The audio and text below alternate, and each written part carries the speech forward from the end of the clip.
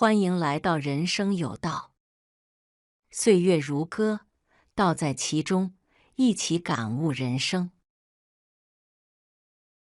人到晚年，面对儿女，常常会希望倾诉一生的心声，把所有的想法都表达出来。然而，有些事情藏在心里就好，不能对孩子说，因为这样可能引发不必要的矛盾或伤害家庭关系。以下是5件不能和子女说的事情，以及其背后的原因。1. 财产分配不提前说。财产分配是一个敏感的话题，提前谈论可能会引发子女之间的矛盾。父母往往希望公平，但公平在不同子女眼中可能有不同的定义。如果过早透露分配方案，不仅容易引起误解，还可能让子女感到压力。张大爷有2个儿子，小儿子留在本地生活，大儿子则在外地发展得很好。他曾透露，打算将老家的房子留给小儿子，而将部分积蓄分给大儿子。此安排却引发了兄弟间的不满。小儿子认为自己将来要照顾父母，得到的却是一个难以变现的房子；大儿子则觉得父母偏心，认为自己在经济上和面子上都给父母带来很大底气，何况老家的房子也有自己出钱帮父母造的，而弟弟一直没有正当工作，还靠父母支持，父母的做法忽视了自己的付出和感受。这些分歧导致兄弟之间产生了隔阂。后来，张大爷通过立遗嘱明确了财产分配方案，才化解了矛盾，避免了问题进一步恶化。财产分配问题最好通过正式法律手段，如遗嘱来解决，这样既能避免口头承诺带来的误解，也能保护家庭和谐。父母不妨等到晚年身体健康和思路清晰时再处理这些问题，而不是过早表达。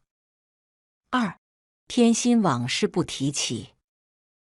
每个父母在养育子女的过程中，可能都会有偏心的时刻，有时是因为性格相投，有时是因为生活环境所迫。然而，这些偏心的行为如果被反复提及，可能会激化旧有的矛盾。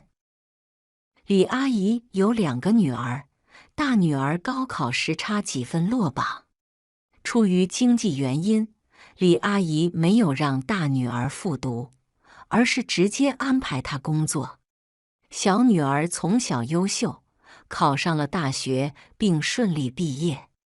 李阿姨始终对大女儿心存亏欠，经常在小女儿面前提起，觉得当年没能支持大女儿复读，导致她没有上大学。小女儿大学毕业后，一直贴补父母，还资助姐姐一家。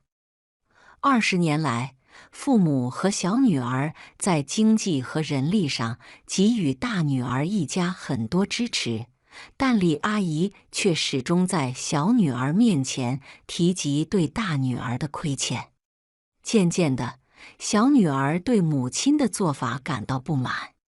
她觉得母亲的言行不仅让姐姐一家把娘家的帮助视为理所当然，还让她自己觉得被母亲情感绑架，甚至有意地偏心姐姐一家，尤其是偏爱她亲手带大的外孙。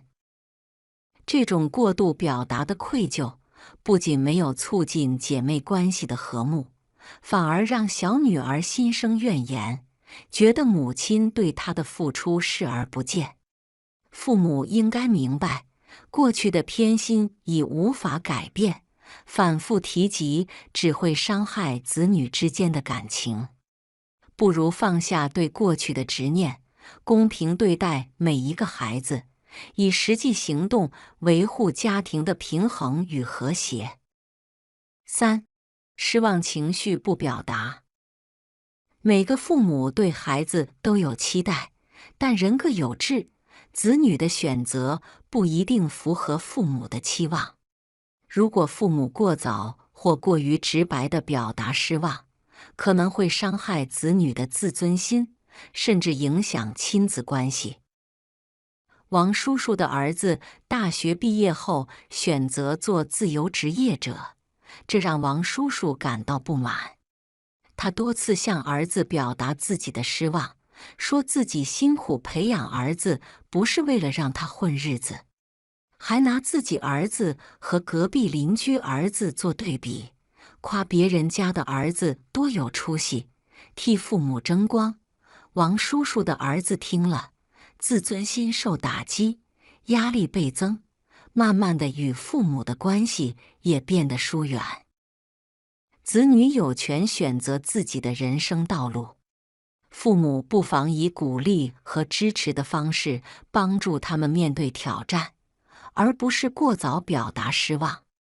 即使有不同意见，也可以通过沟通寻求共同理解，而不是直接表达否定，更不能拿自己孩子和别人家孩子做对比。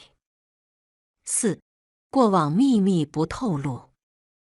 一些家庭秘密如果告诉子女，可能会带来不必要的困扰。刘阿姨是上海的一名知青，她女儿小丽16岁时，在刘阿姨妹妹的帮助下，将小丽户口从3线城市迁到了上海，并与上海阿姨及其14岁的表弟共同生活。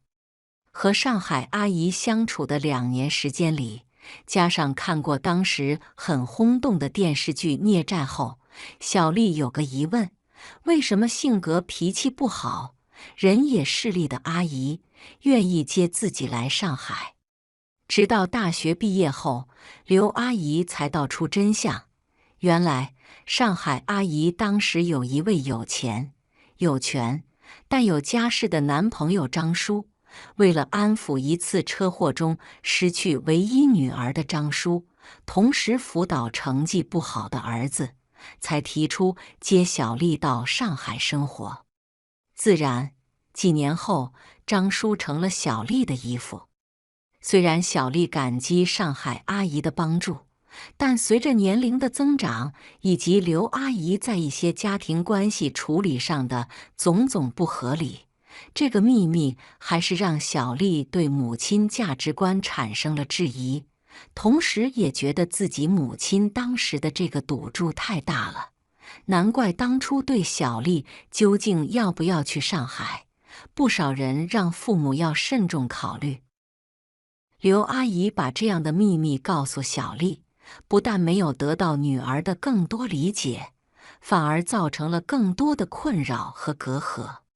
因此，有的秘密没必要告诉子女的，就烂在肚子里，免得造成不必要的猜测和不信任。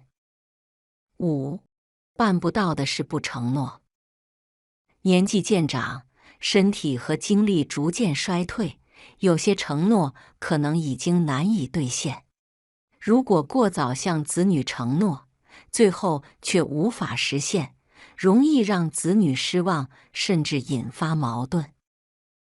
赵大伯曾经答应儿子，大学毕业就给他买车，但后来因为经济原因没能实现，以至于儿子对此事耿耿于怀，说父亲不守信用，别人家的父母都可以给孩子买房、买车，为什么自己父母答应的事都做不到？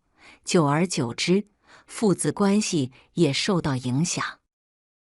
年老时，父母应该对自己的能力和状态有清晰认识，不要轻易做出无法兑现的承诺。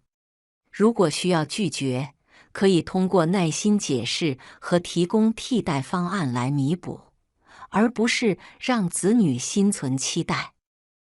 在人生的最后阶段，父母对子女的情感表达需要格外谨慎。这5件事之所以不能说，是因为它们可能会引发不必要的矛盾、困惑或伤害亲子关系。与其将这些事情摆上台面，不如通过智慧和耐心，用实际行动传递爱与关怀。每个家庭的情况都不同，父母应根据实际情况，权衡利弊，选择合适的方式表达内心的想法。无论如何，亲情的核心是理解和包容。只有保持家庭的和谐与温暖，才能为人生画上圆满的句号。